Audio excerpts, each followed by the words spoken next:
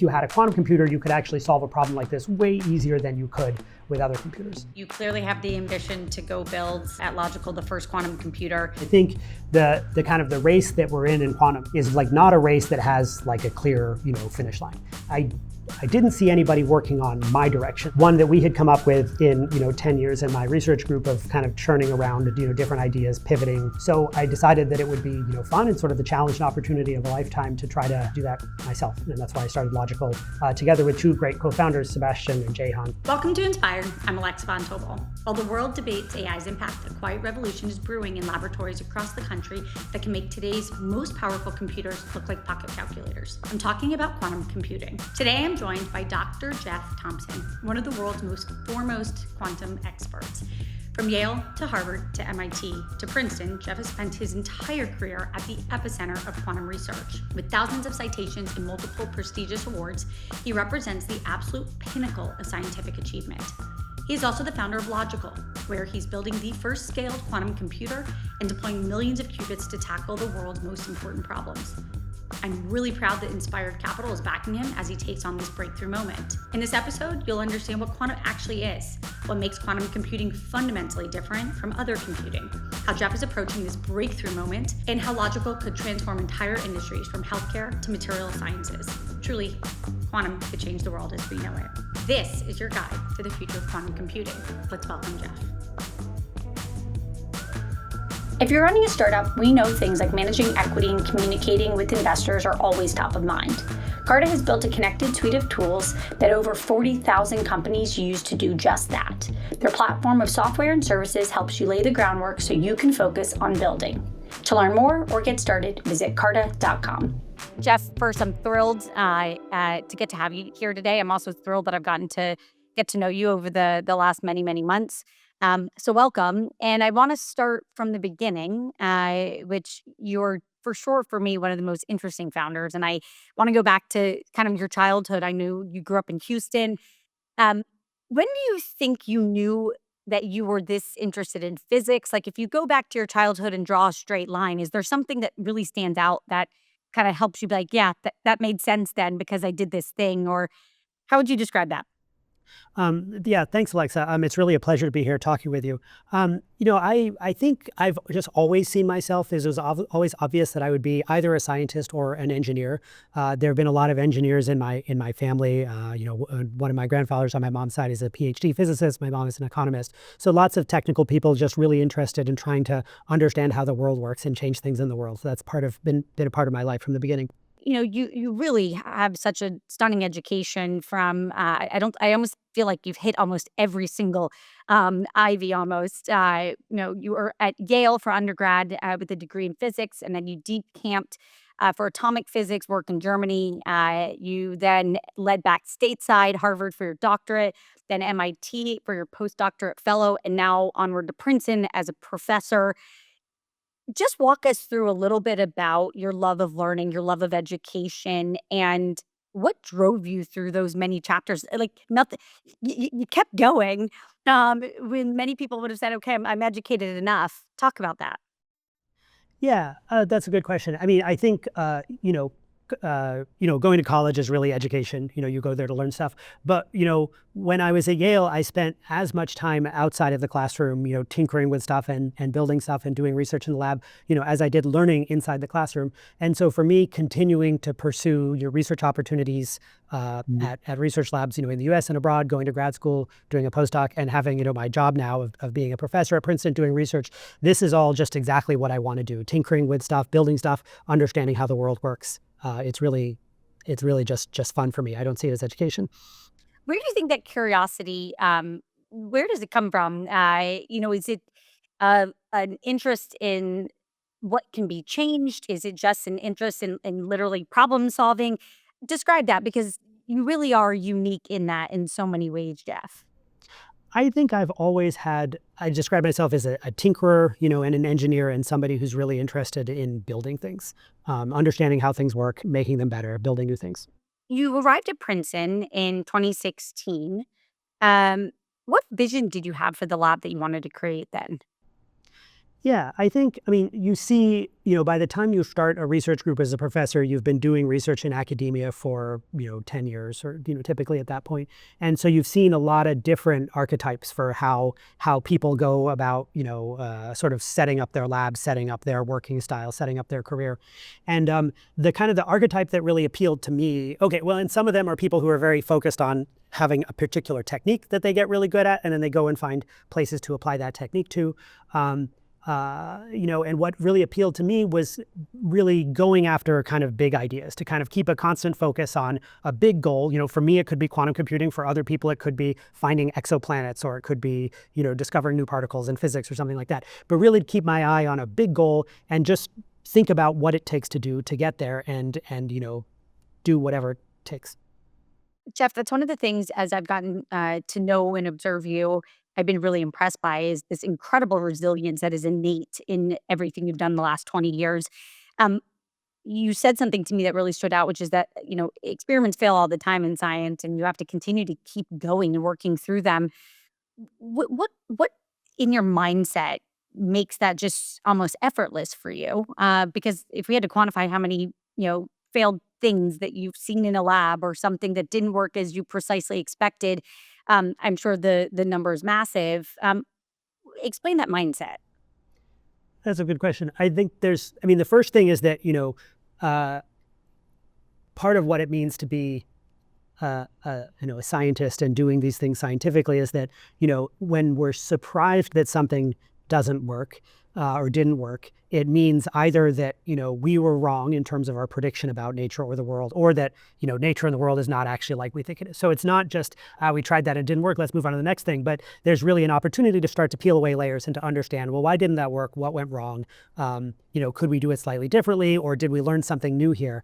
And then that's that's a fun process in and of itself. In fact, figuring out why things don't work is one of my favorite things. And then once you get to that next level of understanding, you're really then in the best possible position. You're in a better position to figure out what could actually work than you were before you had the failure. That's a really interesting way to look at it, which is failure helps make your next experiment even better. Yeah, I guess you could say that it's a learning moment or a teachable moment or something like that. But I feel like when you talk about that with like human interactions, that's a way of sugarcoating something that just sucked. I think in science, it's actually fun. It's actually the point. I like that a lot. So you and our paths crossed because about a year ago, I started getting extremely interested in quantum computing, and I was learning every single thing I could and talking to every single person who wanted to take a meeting with me. And I was thrilled when I met you. And I would just love for everyone listening, as one of the world's best experts in quantum, can you just explain to everyone that's interested, has heard about it, what is quantum computing, and can you compare it as compared to classical computing? Just let's start there. The first challenge that I have with this is I go around saying classical computing all the time to mean the opposite of quantum computing. But then when I talk to most people, they just know about computing. So what do you mean by classical computing? This sounds like I'm talking about an abacus or something. Um, but yeah, so in classical computing, the computing that we know now, information at the lowest level in the computer is processed as bits, which are either 0 or 1. And the first thing, and really the main thing that's different about quantum computing, is that those bits are allowed to be in what we call a superposition of 0 and 1, which means they can be 0 and 1 at the same time. And that the ability of objects to be in sort of two states at the same time is sort of the hallmark feature of quantum mechanics. And going back 100 years, Schrödinger, to try to encapsulate what was so weird about quantum mechanics, proposed this famous Schrödinger cat thought experiment, where there's a cat in a box and some radioactive decay, which is a quantum mechanical thing, may or may not have happened, but if it did, it would have killed the cat. Therefore, the cat is both dead and alive at the same time. That's a contrived thought experiment that was kind of illustrated to show that this was ridiculous, but we really do think that's how nature works. And quantum computing is really about taking that concept of even pretty large systems being in this superposition of two states at the same time and applying it to the information that the computer processes. So, as you, first of all, really well said, which is it's a superior state. And as people think about where we are in, today is September 3rd of 2025. Where are we in your mind as somebody who's been touching the category for decades? Where are we in the landscape in your mind? How do you describe?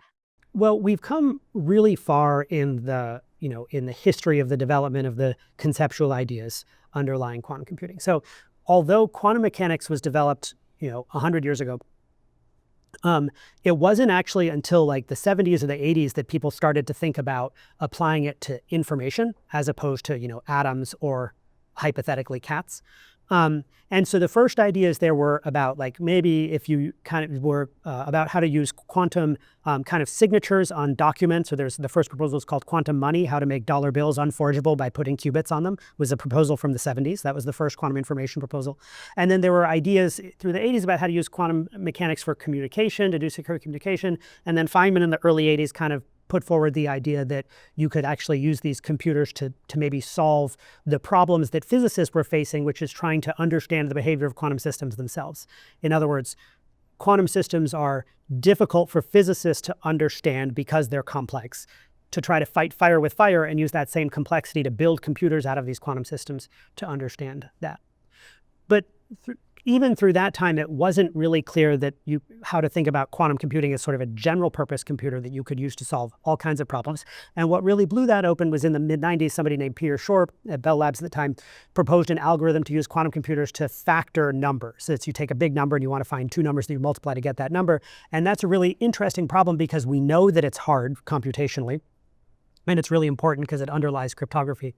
And what Peter Shor showed was that if you had a quantum computer, you could actually solve a problem like this way easier than you could with other computers, and with classical computers.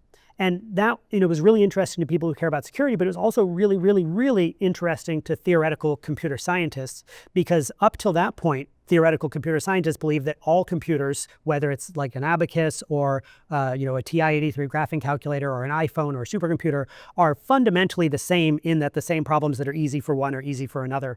And what this kind of proof of taking a problem like that and running it on a quantum computer really showed was that actually there might be different kinds of computational power, and that quantum computers were a different type of computational power. So we've got this great motivation that's been building for a long time, and there's a lot of theoretical tooling that's been put in place on top of that to understand how big of a quantum computer you make to get certain kinds of power. How do we think about quantum algorithms? How do we think about fixing errors in quantum computers? There's really a lot that's been done there. There's a lot more left to do.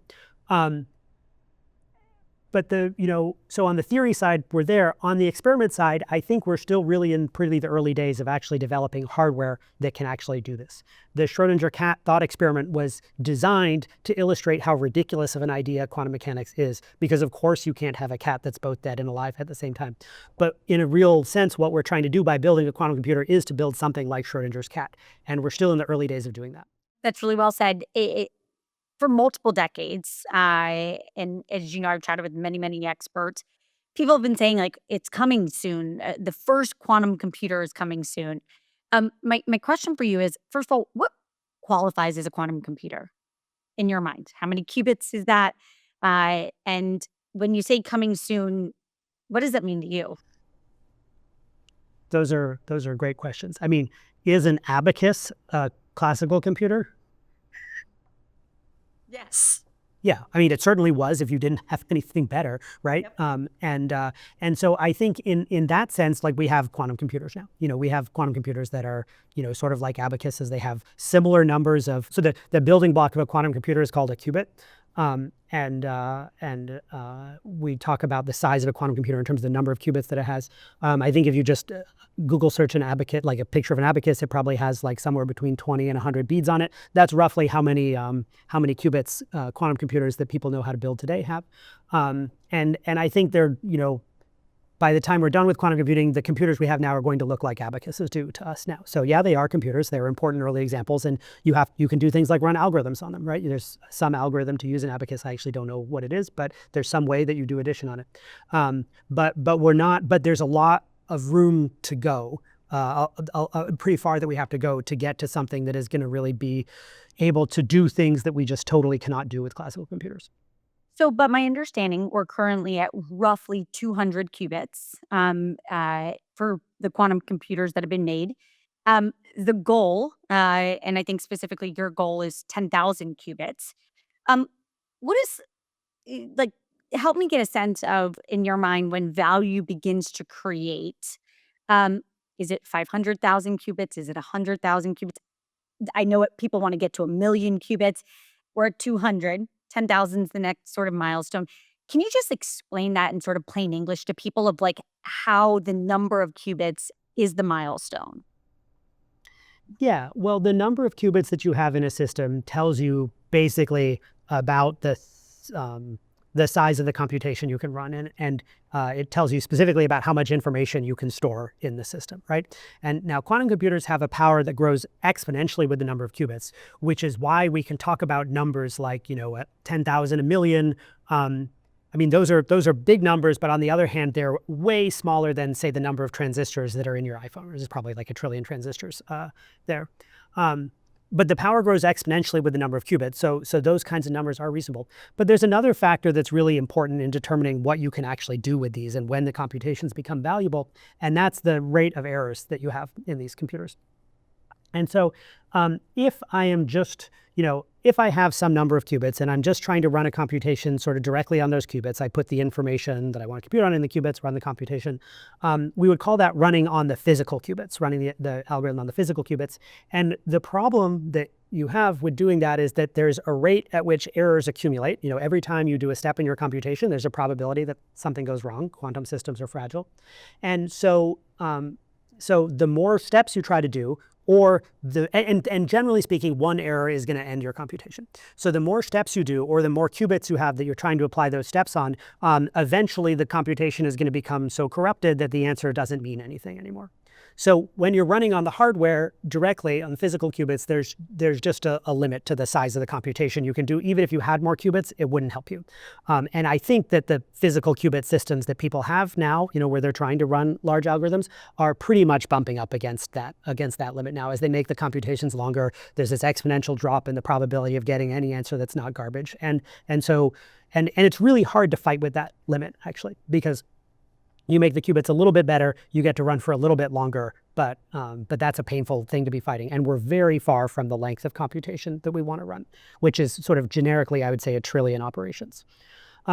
So fortunately, there's a fix for this, and actually this was also developed by Peter Shor at Bell Labs in the mid-90s, and that's something called quantum error correction, where you make what are called logical qubits that are collections of multiple physical qubits that you kind of yoke together and encode your information redundantly across all of them.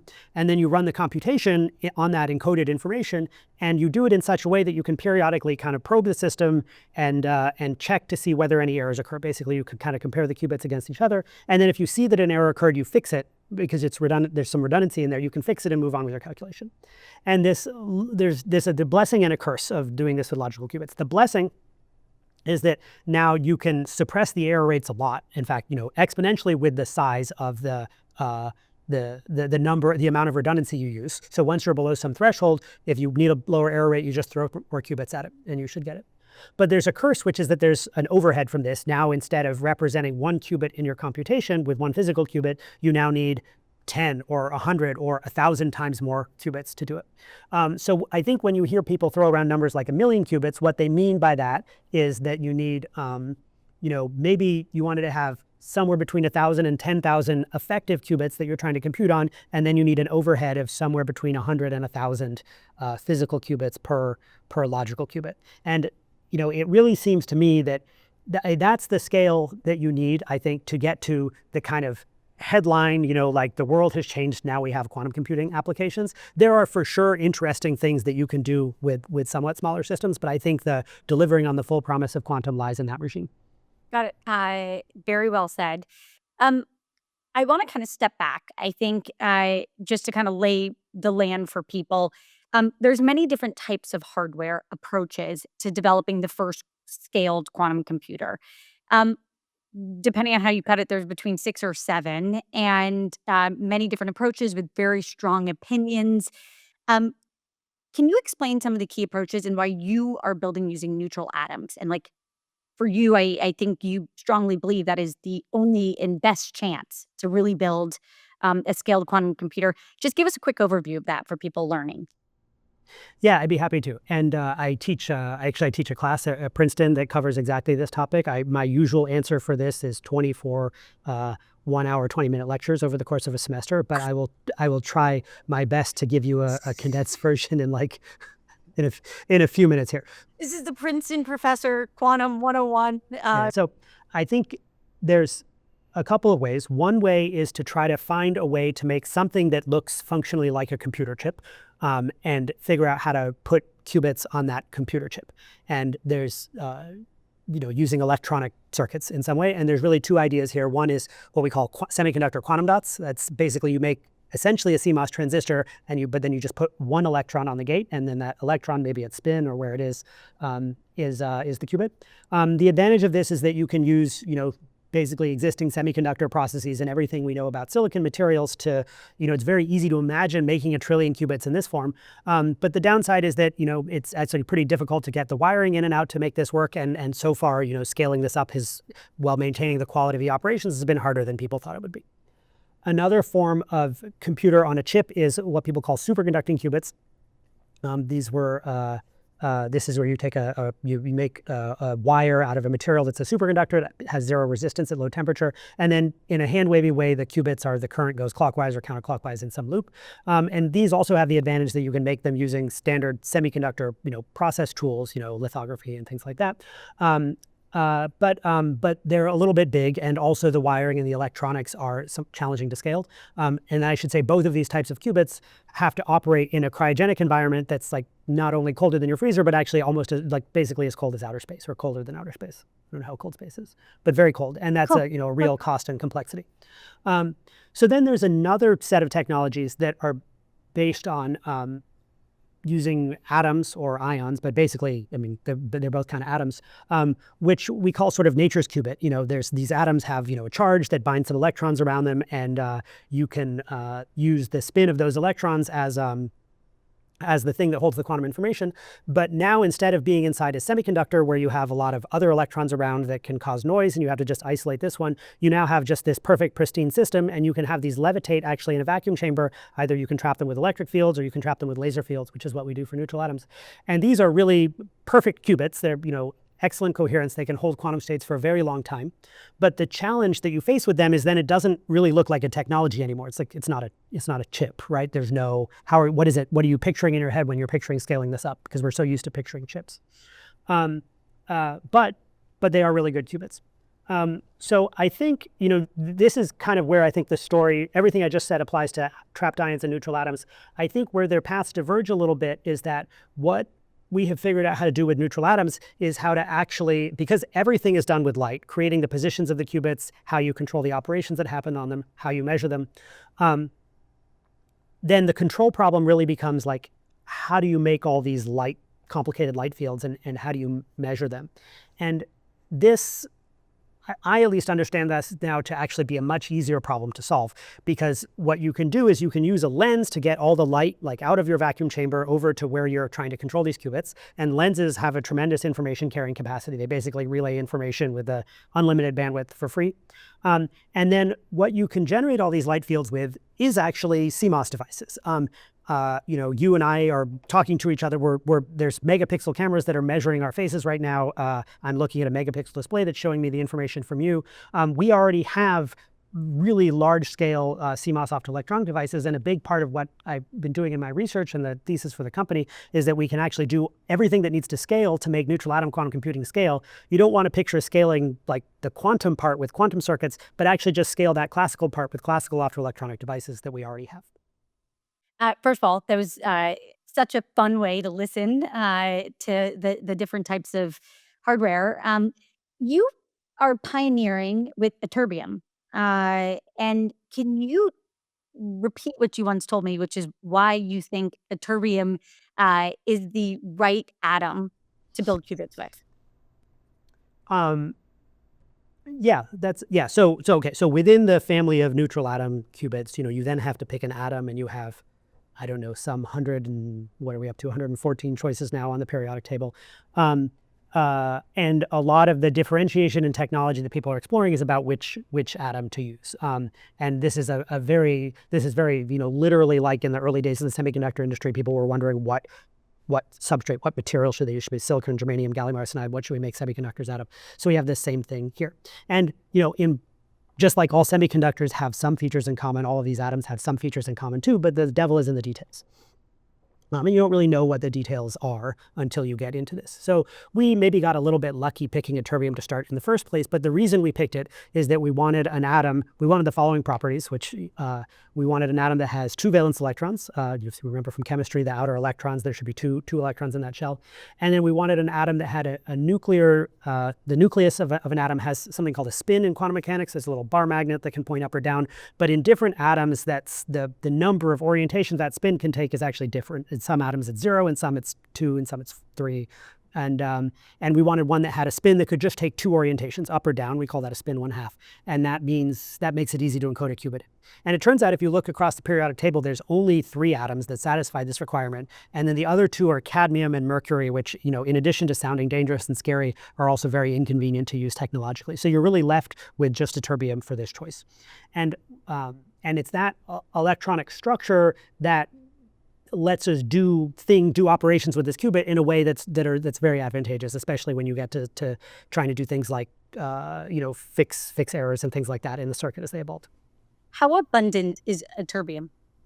So this is the number one question I get asked, and what I promised myself I'd do is that after we raised some money, I would just buy like a Home Depot bucket size thing of ytterbium so that I could just show it to people behind me and say we're done. I have no idea, but we only need like a kilogram of it forever, so it doesn't matter. So effectively, you have all that you need to be able to do everything you want to with Logiqal. Jeff, before we talk a little bit about Logiqal and the company that you're building, I want to quickly discuss one thing that I want you to explain to everybody, which is Rydberg gates. You've made abundant discoveries in this category. What are they? Actually, I guess, so ytterbium was discovered in Sweden or Scandinavia, and then Rydberg was also a scientist around there at the same time. There's a nice synergy there. But Rydberg states is a sort of a generic term for states of atoms that are very highly excited. People learn about them in grad school in atomic physics. They have really nice properties that are easy to describe. But what they do for us with neutral atoms is they solve a really important technology problem with these atoms, which is that if you have these 2 atoms that are one is holding a qubit, the other is holding a qubit, and you would like those qubits to talk to each other somehow. You'd like to do what we call a gate between them, like one of them to influence the other. Ultimately, that has to happen for a computation to happen. You need them to like feel each other's presence. You need the state of one atom to affect the other, but because they're neutral particles, they don't talk to each other. So there's actually just no way that would happen. So the idea for Rydberg gates, which is actually an idea that was proposed by, in part by my thesis advisor, Misha Lukin in 2000, well before I was in this field, is that if you take these atoms and you excite them to these very highly excited Rydberg states, the electron, which is normally maybe an angstrom or so away from the nucleus of the atom, actually moves into a much bigger orbit where now it's like a micron away. And that electron whipping around at that large radius is basically a giant antenna. And then if you do this on both the atoms, those antennas talk to each other. And that coupling between them is what allows you to do a gate. The really cool thing about this form of interaction is that once you're done with the gate, you turn it off, you put the atoms back down into the ground state. And this interaction that you can switch on and off sort of when you want it is a really important part of making the system architectures work, where you can kind of isolate crosstalk when you don't want it, but drive the computation that you do want. Wow, that's incredible. So you can turn it on and off as needed as you think about building. First of all, thank you for explaining that. I want to transition to Logiqal. I met you when you were on the brink of starting Logiqal. What made you decide that it was time to go all in and attempt this huge feat? I mean, I've been really interested for a long time in, actually building large quantum computers. I think that's what we need to do to unlock the promise of quantum, and it also just matches my personal interest to build big things that are cool. So what I've seen is a challenge in and I've been a keen observer of the quantum industry, for a really long time, and I've been really, on the one hand, impressed by what, big organizations who work in quantum computing, the IBMs, the Microsoft, the Googles, the Amazons, are able to do, with bringing together all that kind of talent and all that kind of resources. Once they call a direction and they move in that direction, it's just amazing the things that they can knock down, the problems that they can encounter and then solve by sort of sheer force of will. So it's really exciting to watch that kind of stuff going on in quantum. And that kind of stuff you can't do, in an academic research group. You kind of simply can't, with a team of 10 people as a professor, can't do that kind of, systems engineering. At the same time, I didn't see anybody working on my direction, the direction that I thought was a good one to work on, one that we had come up with in, 10 years in my research group of kind of churning around, different ideas, pivoting, as I explained earlier, something doesn't work, so you learn why, you try something else. So we had pivoted a whole bunch of times, but then I felt like we had a direction that made sense finally after many years. And I wanted to sort of do it at that scale, but, big tech company can't pivot exactly to do this thing right away. They don't have the right organization. Even moderately large startups, already have so much inertia going in the direction that they're going.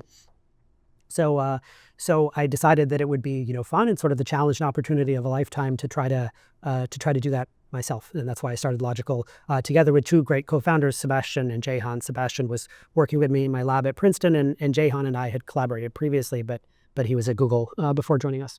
So fun to see the smile on your face as like this is the challenge of a lifetime and that you've just embarked upon it. Let's talk a little bit about what quantum can unlock, right? Because for everyone listening, I almost view quantum as the layer directly after AI in terms of the next frontier of innovation that we will see. And having spent a lot of time learning what quantum can unlock can be incredibly profound. And I would just love to get a sense of painting a picture of what in your head, what can you see, what can you imagine of what could happen if and when Logiqal builds the first scaled quantum computer? Where I see quantum, having the most impact is not, we talk a lot about like, Intel came out with a new chip, or AMD or NVIDIA came out with a new chip that can do things 40% faster than the chip before, right? I want to call those evolutionary advances, and it's not to dismiss that there's totally insane things that people are doing behind the scenes in terms of how they design and fabricate these chips, to keep Moore's law or something like it working. But it's the same kind of computing, and it's just steadily getting better and better. But they're still tackling, basically the same kinds of problems they were doing before, just doing them faster and a little bit better. Quantum, I think the thing important to keep in mind about quantum is that it's a different model of computing, and what we should be trying to do with it. I can't say this what everybody is trying to do, but what we should be trying to do with it is to go and do computations that we simply can't do now, right? And so it's a little bit hard to go around and think about how you would use these, because you kind of want to go to anybody who uses a computer and say, what would you like to do with your computer, but you don't even try to do now. And people have maybe lots of answers, and quantum computing can't do those things either. So what is that set? And for me, the kind of the most exciting set is, and the most promising set is, using quantum computers to understand the behavior of quantum systems like atoms, molecules, which are important for pharmaceuticals, for catalysts, for energy conversion, and materials. These are things that we deal with in our daily life that are really important, and we can probably make better versions of all of these things, do kinds of things. But the process of discovery and innovation for these things is really, relies on experimentation. People go into the lab, they try to synthesize a thing, they look at how it works, they try to make a material, literally by taking different elements and putting them together, grinding them with heat, seeing what comes out of it. And where quantum computing could be really transformative is by accelerating the process of discovery and innovations in those fields by basically augmenting experiments, by allowing you to do experiments on the quantum computer. I think a good metaphor for this is that's maybe a little more intuitive is if you think about aerospace, people started designing airplanes and testing airplanes and wings like that using wind tunnels. You build a scaled model of the wing that you want to make, you put it in a wind tunnel, put some little pieces of string on it, and you look at the airflow, and then you iterate by changing it to see how to get the lift or whatever profile you want. And then, once computers came around, people started doing people started doing computational fluid dynamics, numerical simulations of how these wings behave. And what that allowed them to do was a couple of things. They could explore a design space a lot more rapidly. They could take ideas that were like totally wacky and unconventional and try them out. And then when things didn't work, because you were doing this simulation, you could kind of peer in microscopically and sort of try to understand why. Maybe you discover some new emergent phenomena, but also it lets you tailor things, in a way that it would be hard to do if all you could see was the wind tunnel. But at the end of the day, they also still use wind tunnels because that gives you the ground truth. My feeling is that quantum is going to look similar in regards to this chemistry and material science stuff, all the input into these fields comes from experimentation right now. Quantum will give people a way of doing pretty exact simulations that can live alongside these things. But then still the experiments are going to be the ground truth, and there's going to be a lot of going back and forth between them.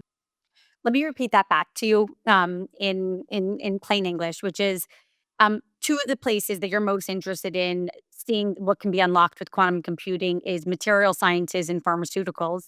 I think one sentence somebody said to me was the person who owns and creates the first quantum computer almost overnight could become Pfizer, which obviously is a bit of hyperbole, but makes the point of if you have ultimate ability to run more simulations faster, to some degree, extensive algorithms that are not even comprehensible by a classical computer, we can create the drugs that we need much faster and elongate life. We can create material sciences. What does that mean? Different types of plastic, better materials for the world, create materials that we need to get to Mars, et cetera. So really, to your point, using quantum computers on physical science in ways that we actually push the boundaries of innovation. Did I say that decently well? You did, yeah. The only thing in there that I would maybe pick at a little bit is that idea that whoever has the first quantum computer is going to do this, because I think the kind of the race that we're in quantum, and I'm totally fine calling it that, is like not a race that has like a clear finish line. And I mean, if you look at the history of classical computing, Intel's still around now, right? But there's a lot of churn in this, and people come up with new ideas, and the finish line is always moving. So there are. It is a long race that we're in to get to these actual applications, and I think really unlocking these things will be pretty far past the first thing that you could call a quantum computer. In your mind, is that 5 years out, 15 years out, 25 years out? You don't have to give a perfect, but maybe a range. Yeah, I think that we at Logiqal have a pretty clear roadmap for how to do this. We're starting to work on it now. I think we can. I like to think that we'll do it in less than 10 years. That's awesome. And let's talk just a little bit about how quantum changes the trajectory of Gen AI. Some people have questioned whether AI undercuts scientific simulation use cases for quantum. Just really clearly, your thoughts on that. I don't think that it does. I think that, what AI, as far as I understand, and my experience with it seems to be good at, is doing, supercharged reasoning of the kind that humans are able to do. But at the end of the day, all of this requires they have to learn from something, right? And what AI is learning from, what it's cribbing from, is hundreds of years of human science and experimentation that we've been doing. And the bottleneck for discovering a lot of new stuff is actually the rate at which we can do experiments and go and explore things. So where quantum computers come in is they provide us a tool that we can use to do exact simulations of what happens in the real world, which provide data to both humans and AI that is as good as if it came from experiments, and maybe even better, because you can peer in under the hood to understand what's going on microscopically. And also, in the case of, say, materials and chemistry, if you want to do experiments on some compound, you actually have to make that compound in the first place. Whereas with the quantum computer, you could just say, well, if I had it, what would happen in this case? So I think humans and AI can do some reasoning to try to direct experiments, but at the end of the day, the quantum computer allows you to really supercharge your ability to do experiments by running them on the computer instead of in the lab. That's well said. In some plain basic sense, the way I think about it is quantum computers millions of times stronger than anything that we've seen. And so what it can do can be profound, particularly in cryptography and material sciences, logistics, financial services. And again, if we had more time today, I would push us to talk about what it means for financial services and how it changes markets. If the whole point of having a market is to have an edge on a minor computational advantage, and if you have quantum computers, what does that mean? So there's just, go ahead, Jeff. Yeah, I would push back on the notion that the point of quantum computers is that they're more powerful than the kind of computers we have now. Because that, when we talk about a powerful computer now, we think about a thing that's really good at powering a Google search engine, is also probably pretty good at playing computer games, and also probably pretty good at doing scientific simulations. A quantum computer is not only millions, but 10 to the 20 times more powerful than computers we have now, but in certain ways that are like pretty structured, and they're not all powerful. So you have to be very careful about So on the one hand, it's hard to think about what they can do because they can do some things that our current computers just simply can't do, could never do, right? So things that we don't even think about doing in computation, like simulating a whole bunch of drugs and how they interact with things. At the same time, they're surprisingly bad at a lot of things that our computers are good at. You would never want to make a computer game run on a quantum computer, although I think I did hear about a startup that's doing that. And so I think some of these like things that people throw a lot of compute at now, like logistics and financial services, I think, as far as I understand it, the mapping of those to quantum computers is actually not all that well established. And things that you have like kind of big data problems with very low latency, I think will always be pretty challenging for quantum computers. Okay, really well said. I'm going to just end on a few questions that I'm really excited to ask you, which is, what are you most excited about? Like, you wake up every day. You clearly have the ambition to go build at Logiqal the first quantum computer. You have all of the education and heft and team and co-founders to go make that happen. What are you most jazzed about right now, Jeff? Yeah, what I'm really jazzed about is building this thing that we're building now. I feel like we have such a clear vision for what we're trying to do, and we have an awesome team, and we're continuing to add people to that awesome team to go and do it. And this is by far the most like mission-driven organization I've been involved in, ever in my life, and I'm just having a blast doing that. That's so exciting. I want to end on just a quick fire round. Jeff, is there a book that you've read in your life that you think left one of the biggest impacts on you? What was it? My whole life is a pretty big scope, but in the time that I've been working on this company and this technology, I've spent a lot of time reading books about like the history of the aerospace industry in the United States, like from the Apollo era through to SpaceX. And I find those stories really inspirational. Some of my favorites are Skunk Works by Ben Rich and the SpaceX book, like Liftoff by Eric Berger. And what I see is really exciting is like the reason I like these stories about these companies is they were also, relatively small teams of people with like pretty crazy ambitions about what they wanted to do, where what counted as success or failure was like not really debatable, right? If you're making a rocket, it either gets into orbit or it doesn't. And so, understanding how people and teams organize themselves around goals like that has been really interesting and inspirational to me. I love that you're not the only founder that I've had the opportunity to get to work with who reads history books as inspiration, because I think it sort of creates a scaffolding for how to solve big problems. My last question, just knowing how mission-oriented you are and how much you deeply, deeply care about what you're building and seeing it to fruition, we're going to end on what's one thing in the quantum space that you feel like people can be optimistic on? I think that quantum computing, the applications, the basic science putting the applications is there. I think we're starting to build real systems now that it's a really exciting challenge to work on. And the time is now. Jeff, I just want to end by saying thank you so much for your time. It has been such a pleasure to get to know you. I am blown away by your ambition and your commitment and your humanity towards what you care about building. And I feel really lucky to get to be on the journey. But just most of all, we're rooting for you. So thank you so much for what you're doing for humanity. Thanks, Alexa. This is really a pleasure. And also, it's been a pleasure working with you. And I look forward to doing that in the future. Thanks so much for joining today. If you enjoyed the episode, be sure to like, subscribe, and rate or share.